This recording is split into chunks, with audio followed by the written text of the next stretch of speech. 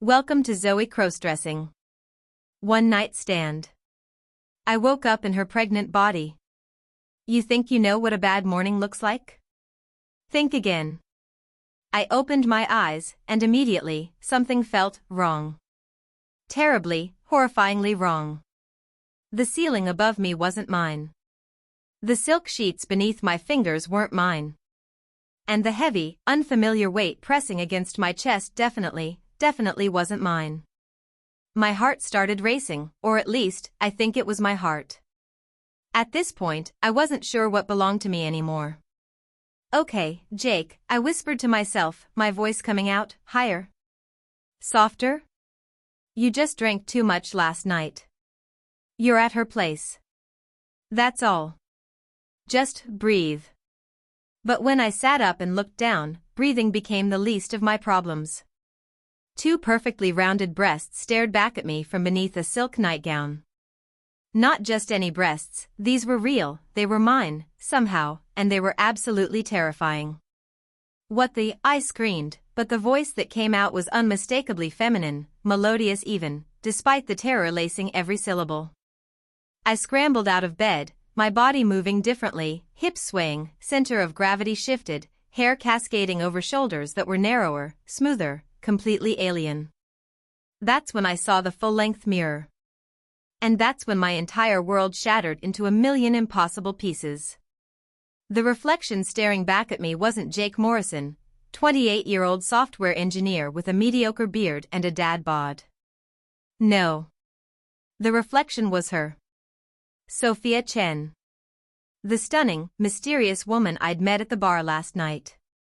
The woman I'd spent the most incredible, passionate evening with.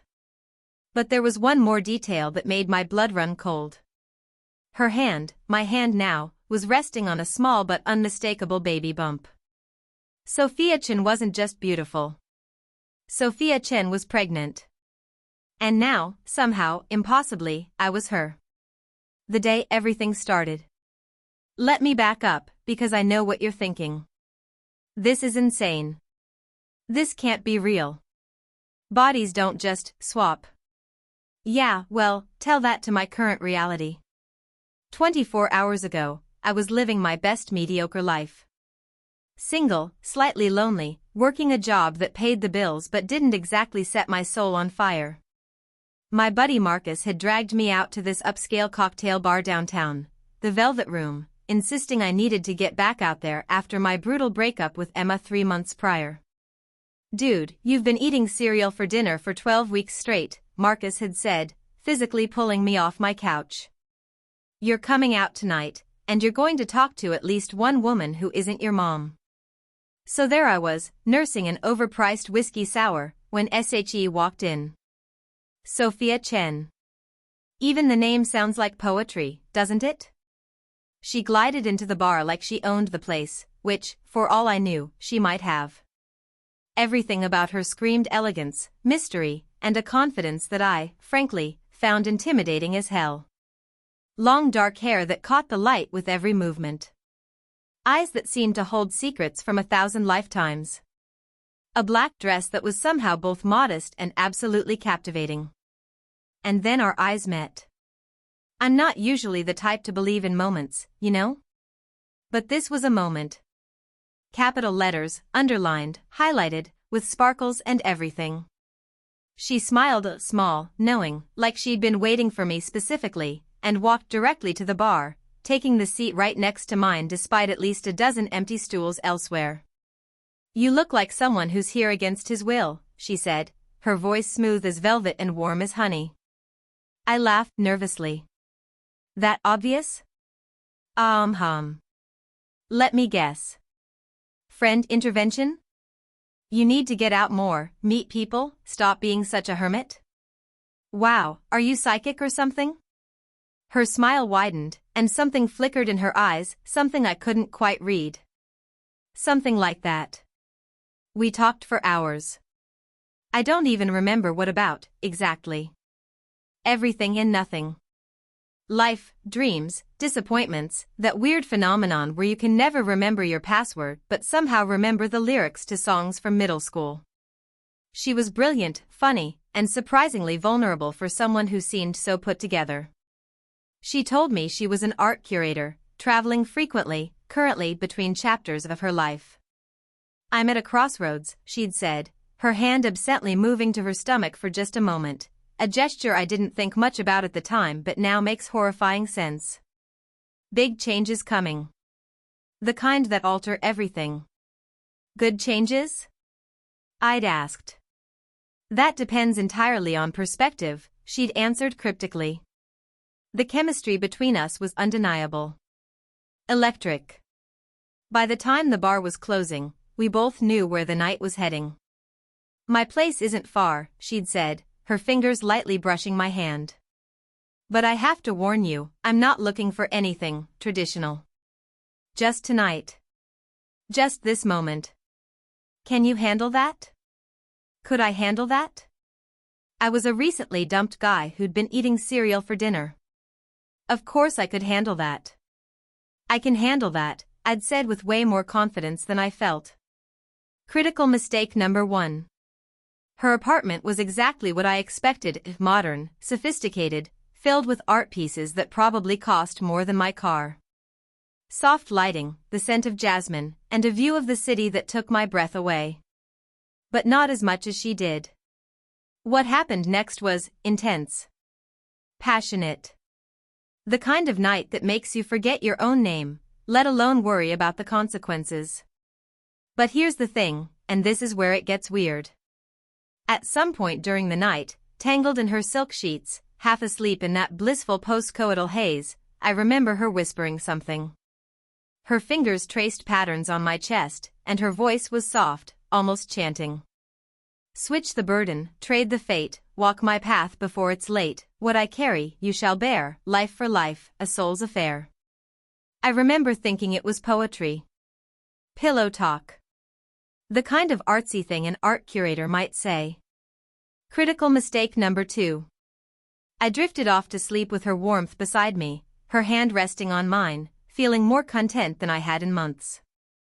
When I woke up, she was gone. And I was her. Back in the present moment, standing in front of that mirror, I was hyperventilating. This isn't real. This isn't real. This is a dream, a hallucination, I'm having a stroke, I pinched myself. Hard. Ow. High voice.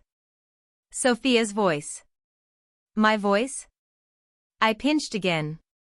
Still Sophia. I ran to the bathroom and splashed cold water on my face, her face is my face, and stared at the reflection. Perfect makeup from last night was smudged around those almond-shaped eyes. Long hair was tangled and wild. And beneath the silk nightgown, that small, unmistakable curve. I lifted the nightgown with trembling hands. Sure enough, there it was. A baby bump. Small, maybe 4 or 5 months along if I had to guess, not that I knew anything about pregnancy, but television had taught me some things. Oh God. Oh God, oh God, oh God. I stumbled back into the bedroom, searching frantically for my phone. Her phone. Whatever. I found a sleek iPhone on the nightstand, locked, of course. I held it up to the face in the mirror, my face now, I guess, and it unlocked via Face ID. Dozens of missed calls. Texts. Emails. Mom, Sophia, honey, have you thought more about what we discussed? You can't keep putting this off. Call me. Dr. Reeves, reminder, your 20-week ultrasound is scheduled for tomorrow at 2 p.m. Please confirm. Unknown number, you can't run forever. We need to talk about the baby. About US. David. David? Who the hell was David? My hands, her hands, were shaking so badly I nearly dropped the phone. Think, Jake. Think. Option 1. Go to the hospital, explain that I'm actually a man trapped in a pregnant woman's body, get immediately committed to a psychiatric ward. Option 2. Find Sophia, the real Sophia, who is presumably now in MY body, and demand she fix this. Option 3. Wake up, because surely this is a nightmare. I tried option 3 first, slapping myself across the face. Ow. Okay, definitely not dreaming. Option 2 it was. But how the hell do you find your own body? I went to the contacts on Sophia's phone, searching frantically for any clue. There was no Jake Morrison saved, which made sense since we'd just met, but I knew my own number. With trembling fingers that still felt alien and delicate, I dialed my number. It rang once. Twice. 3 times. Then, voicemail. My own voice, my actual voice, came through the speaker. Hey, this is Jake. Leave a message or don't, I probably won't listen to it anyway. No, I ended the call and tried again. Voicemail. Again. Voicemail. I sent a text, we need to talk. Call me. It's urgent. Nothing. I tried calling Marcus, using Sophia's phone. Maybe he'd seen me? Sophia in my body? God, this was confusing. Hello? Marcus answered, sounding suspicious of the unknown number. Marcus. It's me. It's Jake. Wrong number, lady. No. Marcus, listen to me, it's Jake. I know this sounds insane, but something happened last night with that woman from the bar and I woke up in her body and she's pregnant and I don't know what to do in. Okay, crazy person, I'm hanging up now. Marcus, wait. Click. He'd actually hung up on me. I stood there in the middle of Sophia's pristine apartment, wearing her silk nightgown, trapped in her pregnant body, with absolutely no idea what to do next. That's when the doorbell rang. I froze. Who could that be? The doorbell rang again, more insistent this time, followed by aggressive knocking. Sophia. I know you're in there. Open the door. A man's voice. Angry. Desperate. Was this David? The unknown number who'd texted about the baby? Sophia, please. We need to talk about this. You can't just ignore me. More pounding. My heart raced. What would Sophia do in this situation? What would any woman do with an angry man pounding on her door? I grabbed the phone and dialed 911, my finger hovering over the call button. Sophia, I'm not leaving until we talk. This is my child too. You can't just make decisions without me. His child. Oh God. So this baby, the baby currently growing inside the body I was trapped in, belonged to this David person. And clearly, their relationship was complicated. The pounding stopped. For a moment, there was silence. Then, quietly, almost broken, please. I'm sorry. I'm sorry for yelling. Just talk to me. 5 minutes. That's all I'm asking. Against every instinct screaming at me to stay silent, to hide, to call the police, I found myself walking toward the door. Why? I don't know. Maybe because I needed information. Maybe because this David person might know where Sophia would go if she were hiding, in my body. Maybe because I'm an idiot. Probably that last one. I checked the peephole. Standing in the hallway was a man in his early 30s, well-dressed in a business suit, with dark hair and the kind of face that probably looked charming when he wasn't in the middle of an emotional breakdown. His eyes were red-rimmed, and he looked like he hadn't slept. I can see your shadow under the door, Sophia. Please. I took a deep breath, which felt weird with breasts, and opened the door, keeping the chain lock engaged. What do you want, David? I said, trying to sound like I belonged in this body, in this life, in this impossibly complicated situation.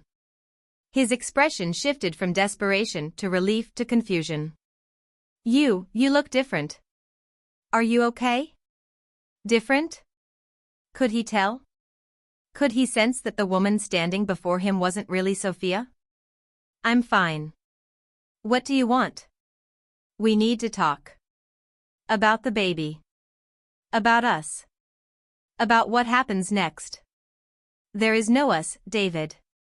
The words came out more confidently than I felt. Maybe some of Sophia's personality was imprinted on this body? His face crumpled. Don't say that. We can work this out. I told you, I'll leave her. I'll leave Rebecca. We can be a real family. Wait. Wait. He'd leave her? Leave Rebecca? This David guy was married? Oh, Sophia. What kind of life did I wake up in? David, we've been over this, I said, channeling every romantic drama I'd ever seen. You're married. You have a life. This, I gestured vaguely at my stomach, was a mistake. Don't call our baby a mistake. His voice rose again, and I instinctively stepped back. That's not what I meant. I need space. To think. To figure out what I'm doing. You've had 5 months to think, Sophia. The ultrasound is tomorrow. We need to start making decisions. Are you keeping the baby? Are we doing this together? Are you? He stopped, his face going pale. Are you planning to give it up? Honestly? I had no idea what Sophia's plans were. I had no idea about any of this. I need more time, I repeated firmly. Please leave. Sophia. Leave, David. Or I'm calling the police. For a long moment, we stared at each other through the gap in the door. Then, finally, he nodded, defeated. Fine. But this conversation isn't over. That's my child too. He turned to walk away, then paused. And Sophia? Whatever you're going through, whatever's making you act so strange. I'm here. I know I've made mistakes, but I do care about you. About both of you. Then he was gone. I closed the door, locked it, and slid down to the floor, my head in my hands. This was so much worse than I thought. Not only was I trapped in a woman's body, but it was a pregnant woman's body, pregnant with a married man's baby, with an ultrasound appointment tomorrow, and the real Sophia was missing in my body. I needed a plan. I needed help. The phone buzzed. A text from an unknown number, Jake. I know you're confused. Meet me at Riverside Park, North Entrance, 2 p.m. Come alone. We'll fix this.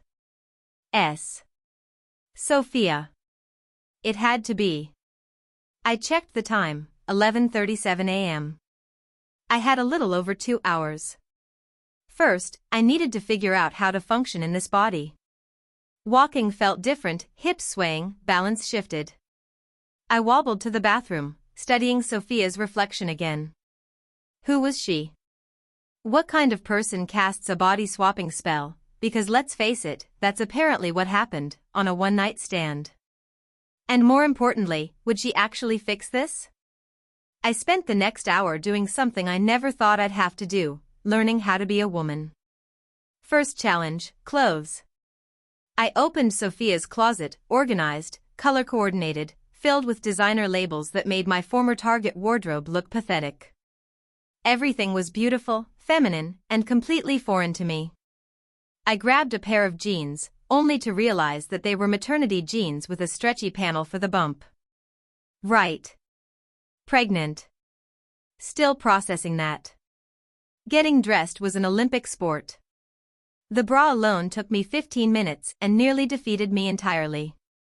How do women deal with these medieval torture devices every day? The jeans were easier, and I paired them with a loose, flowy top that felt safe and concealing.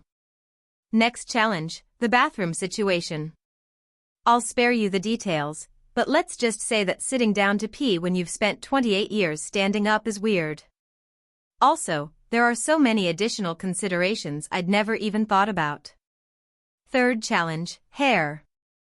Sophia's long, beautiful hair was tangled and wild. I found a brush and attempted to tame it, with limited success. Eventually, I just pulled it into a ponytail. Good enough. Makeup? I didn't even attempt it. Sophia would have to deal with a bare-faced version of herself today. Looking in the mirror, I barely recognized myself. But I looked presentable. Like a woman. Like Sophia, but a more disheveled, confused, slightly panicked version. Fourth challenge, walking. I practiced walking around the apartment, getting used to the shifted center of gravity, the way these hips moved, the weird sensation of breasts bouncing slightly with each step. Okay, Jake, I told my reflection. You can do this. It's just walking. You've been walking for 27 years. 28 years, the reflection corrected in Sophia's voice. Right. I was 28. Keeping track of my own age was apparently also a challenge now. By 1:30 p.m., I felt reasonably confident that I could leave the apartment without immediately falling on my face. I grabbed Sophia's purse, another revelation. Purses are heavy and absolutely necessary because women's pockets are criminally small, her keys, and headed out. Riverside Park was a 20-minute walk. I'd been there dozens of times before, as Jake. Now I was going to experience it as a pregnant woman named Sophia. The universe has a really twisted sense of humor. Walking through downtown as a woman was different. First, there were the stares.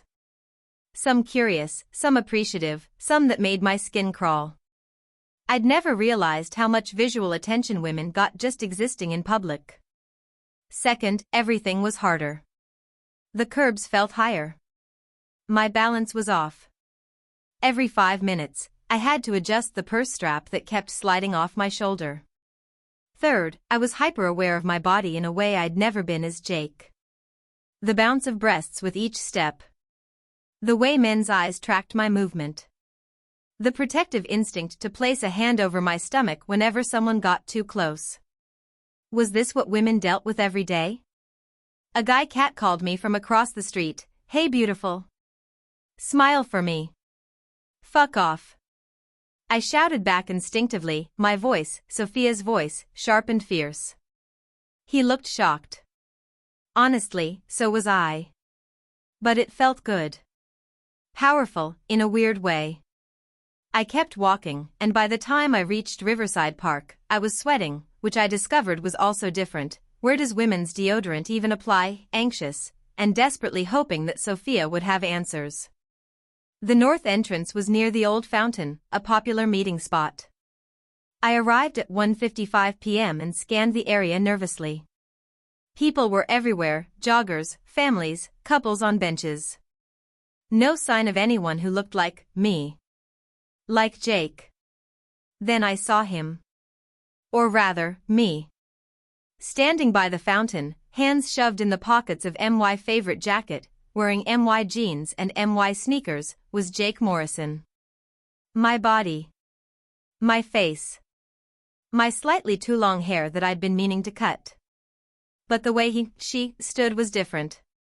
More elegant. More graceful. Even in my slouchy body, Sophia carried herself with a dignity that I'd never managed. Our eyes met across the park.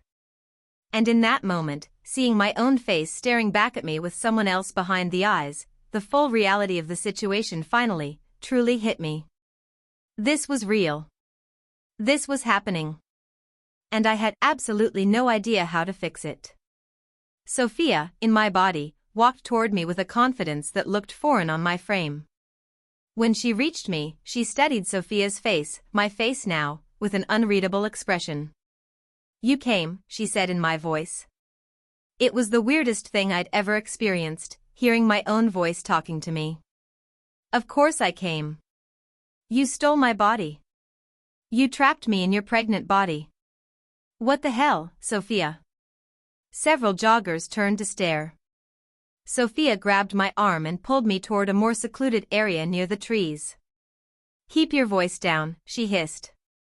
This is complicated enough without drawing attention. Complicated? You think this is complicated? I was practically hyperventilating.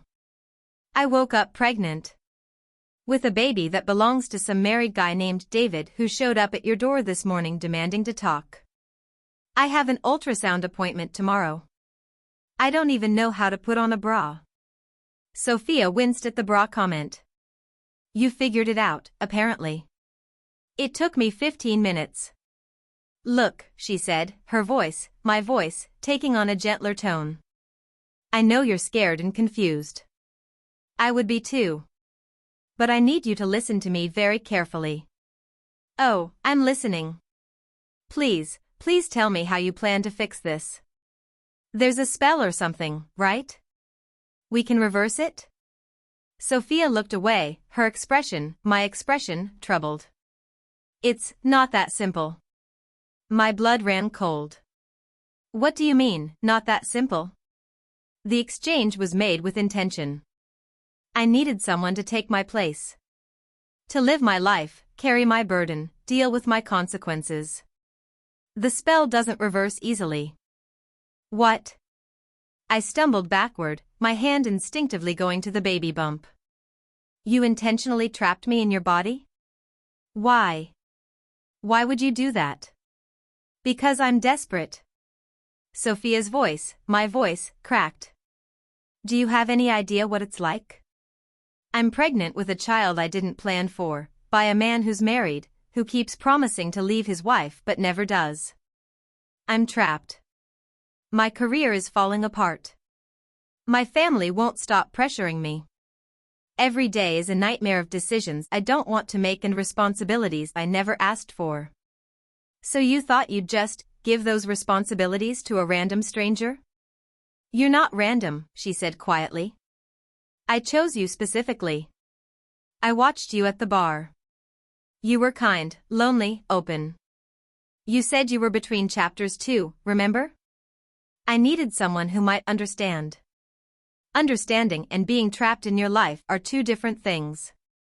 We stood there in the park, two people wearing each other's lives, and for the first time, I saw real guilt in Sophia's eyes. My eyes. How long? I asked quietly. How long am I stuck like this? She hesitated. The spell lasts for a cycle. A cycle of what? A day? A week? A lunar cycle. Approximately 28 days. My legs gave out. I sat down hard on a nearby bench, my hands shaking. 28 days. I have to be you, live your life, be pregnant for 28 days? I'm sorry, Sophia whispered. I truly am. But I couldn't see any other way out. I needed a break. I needed to escape, just for a little while. And what am I supposed to do? Go to your ultrasound appointment? Deal with David? Lie to everyone about who I am? You don't have to lie about everything. Just be me. Make my appointments. Go to work. I'm working from home this month, so that's easier. Handle David however you see fit. He's your problem now. My problem? I didn't sleep with a married man. No, but you slept with me, she countered. Actions have consequences, Jake. You were so eager for a one-night stand, you didn't ask any questions, didn't consider that I might have a complicated life. Well, now you get to live that complicated life. She wasn't wrong, and I hated that. What about you? I demanded. What are you going to do with my life? A small smile played on my lips, her lips, whatever. I'm going to be boring. Sleep in. Eat cereal for dinner. Play video games. Do absolutely nothing of consequence. It's going to be wonderful. You're unbelievable. I'm desperate, she corrected. There's a difference. We sat in silence for a moment, the reality of the situation settling over both of us like a heavy blanket. What happens after 28 days? I finally asked. We meet here again, same time, and the spell reverses. You go back to your body, I go back to mine, and we part ways. And the baby? Still mine. Still my problem. You'll just be babysitting, essentially. My body, my responsibilities, but only for a month. And if I refuse? If I go to the police or a hospital or tell everyone the truth? Sophia laughed bitterly. Who would believe you? A pregnant woman claiming she's actually a man trapped in her body? They'd lock you up. And even if, by some miracle, they took you seriously, breaking the spell prematurely would be bad. Bad how? Neither of us would get our bodies back. We'd be trapped like this. Forever. I stared at her, at myself, at this impossible situation. So I have no choice. I'm stuck living your life for a month, dealing with your pregnancy, your job, your affair with a married man, and then maybe, if you keep your word, I get my life back? That's the deal. This isn't a deal. I never agreed to any of this. You agreed when you came home with me, Sophia said coldly. You agreed when you didn't ask questions, didn't look beyond the surface. This is karma, Jake. Or destiny. Or justice. Call it what you want. I wanted to scream. To cry. To hit something. Instead, I took a deep breath and tried to think rationally. Fine. Fine. I'll live your life for 28 days. But you have to give me information. Everything. Your passwords, your work details, your family situation, your relationship with David. I can't navigate your life blind. Sophia nodded. Fair enough. She pulled out my phone, weird seeing my phone in my own hands, and started typing. I'm sending you a document. Everything you need to know. Passwords, contacts, work schedule, medical information. Study it. My phone, Sophia's phone, buzzed. I opened the document and started scrolling. It was extensive. Detailed. She'd planned this thoroughly. Your ultrasound tomorrow, she continued. Dr. Reeves is nice. She knows about David but doesn't judge. The baby is healthy, developing normally. You're at 21 weeks. Do you even want this baby? I asked suddenly. Sophia's expression, my expression, faltered. I don't know. That's part of what I'm trying to figure out. I have options. Adoption. Keeping it. I just need time to think without everyone pressuring me. And what do I tell David if he keeps showing up? Tell him you're thinking. Stall. It's what I've been doing for months anyway. Your family? Avoid them if you can. My mother is intense. She wants me to give the baby to her and my father to raise. Says I'm too unstable to be a mother. The pain in her voice was real. Despite everything, despite my anger and fear, I felt a twinge of sympathy. Sophia, this is a mess. Your life is a mess. I know, she said quietly. Why do you think I needed to escape? We spent the next hour going over details. Sophia was thorough, I had to give her that. Rule 1, she said. Don't try to contact your friends or family as Jake. They won't believe you, and it will only complicate things. What if they try to contact me? In your body? I'll handle it. Tell them you're going through something and need space. They're used to that. Rule 2, take care of the baby. Doctor's appointments, prenatal vitamins, they're in the medicine cabinet, eat properly, no alcohol, no smoking. I don't smoke. Sophia does. There's a pack in the kitchen drawer. Throw it out. I made a mental note. Rule 3, work is straightforward. I'm curating a show that opens in 5 weeks. Most of the pieces are selected, you just need to coordinate with the gallery and artists. I'll send you the files. I don't know anything about art. You'll figure it out. You're smart, right? That's why I chose you. The compliment felt like a backhanded slap. Rule 4, she continued. David is persistent. You'll have to deal with him. Be firm but not cruel. He's not a bad person, he's just caught in his own mess. Like I am now? Exactly like you are now. We covered her finances, healthy savings account, at least that was good news, her apartment, rent paid through the end of the year, her routines, her preferences. By the time we finished, my head was spinning. 28 days, Sophia repeated, standing up. Starting today. We meet back here on February 1st, 2 p.m. Don't be late. And if you don't show up? I'll show up. I want my life back, Jake. This is temporary for both of us. She started to walk away, then paused. Jake? For what it's worth. I am sorry. I know this is terrible. But try to understand my life. Walk in my shoes. Maybe you'll learn something. Yeah, I said bitterly. I'll learn that you're a selfish person who ruins people's lives. She flinched but didn't argue. Then she walked away, wearing my body, taking my life with her. And I was left sitting on a bench in Riverside Park, pregnant, female, and more alone than I'd ever been. I returned to Sophia's apartment in a daze. The rest of the day was surreal. I went through her document, memorizing passwords, reading about her work, her family, her situation. Her mother, Lucien, called 3 times. I didn't answer. David texted, "Please call me. We need to talk before tomorrow's appointment." I didn't respond. Marcus texted my phone, "Sophia's phone now, I guess dude, some crazy woman called me this morning pretending to be you. Just FYI, if someone's stalking you."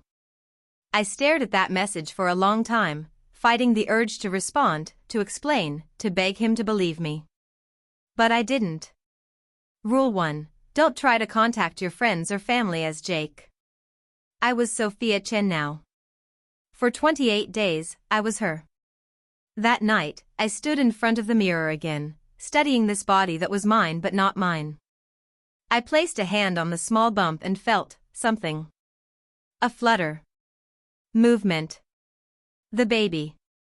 There was an actual baby growing inside this body. A tiny human, unaware of the insanity happening in the outside world, just existing, developing, preparing to be born. And for the next month, I was responsible for it. "Okay, little one," I whispered. "I don't know what I'm doing, but I'll try not to mess this up. Deal?"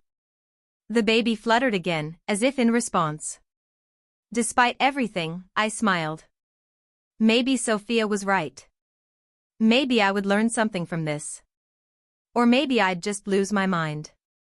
At this point, both seemed equally likely. Chapter 15, The Ultrasound. The next day, I stood outside Dr. Reeves' office, my heart pounding. The waiting room was full of pregnant women, some glowing and happy, some exhausted, some scared. I fit right into that last category. "Sophia Chen?" A nurse called. I stood up, my legs shaking. The nurse led me to a room and instructed me to change into a gown. Another challenge, medical gowns that tie in the back. Who designed these things? Dr. Reeves entered, a kind-faced woman in her 50s with warm eyes and a gentle smile. "Sophia. How are you feeling?" Nervous?" She laughed. "That's completely normal. This is your 20-week anatomy scan. We'll check baby's development, measurements, all the important things. Are you ready to see your little one?" Was I ready? Absolutely not. "Sure," I said weakly. She applied cold gel to my stomach, Sophia's stomach, and pressed the ultrasound wand against it. The screen flickered to life. And there it was. A baby. A real, actual baby. I could see the head, the body, tiny fingers, legs that kicked and moved. "Everything looks great," Dr. Reeves said, moving the wand around. "Strong heartbeat. Good size. All measurements are right on track." I couldn't speak. I just stared at the screen, mesmerized. "Would you like to know the sex?" Yes?" Dr. Reeves smiled. "It's a girl." Congratulations, Sophia. You're having a daughter. A daughter. Sophia was having a daughter. For the next 26 days, I was carrying a daughter. Tears welled up in my eyes, hormones, probably, but also something else.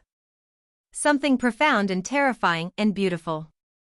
She's perfect, I whispered. She is, Dr. Reeves agreed. Now, let's talk about your next steps. I left the doctor's office with ultrasound pictures in hand, still processing everything. A daughter. Sophia was having a daughter. My phone rang. David. I'd been avoiding him, but after seeing that ultrasound, after seeing her, I felt different. Like I owed this situation more than just avoidance. I answered. Sophia. Finally. Are you okay? I've been so worried. I'm fine, I interrupted. I needed space. The appointment. How did it go? I looked at the ultrasound pictures. It's a girl. She's healthy. Silence on the other end. Then, quietly, a girl? Yeah. Sophia, that's amazing. Can we meet? Please? I want to talk about this. About her. About us. Against my better judgment, I agreed to meet him at a coffee shop. When I arrived, David was already there, looking anxious and hopeful. You look good, he said as I sat down. Different, but good. I feel different, I admitted. Can I see the pictures? I slid the ultrasound photos across the table. He picked them up with trembling hands, staring at them like they were the most precious things in the world. She's real, he whispered. She's actually real. She's always been real, David.